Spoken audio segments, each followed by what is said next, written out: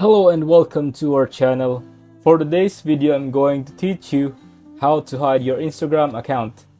Before we get started, please don't forget to like and subscribe and click the notification bell for you to be updated to our latest tutorial videos. Without further ado, let's now begin. Today, I'm going to walk you through how to hide your Instagram account. It's pretty quick and simple, so let's jump right in.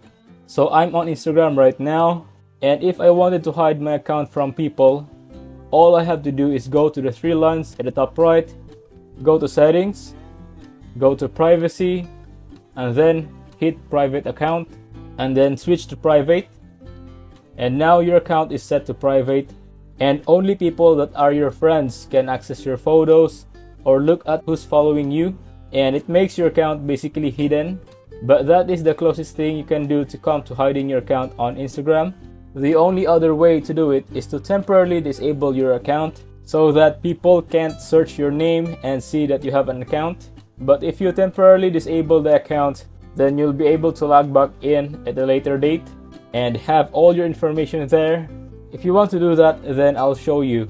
You have to get out of the app first and go to your Safari because this can't be done on the app. All you need to do is go to Instagram.com on your desktop or on your Safari.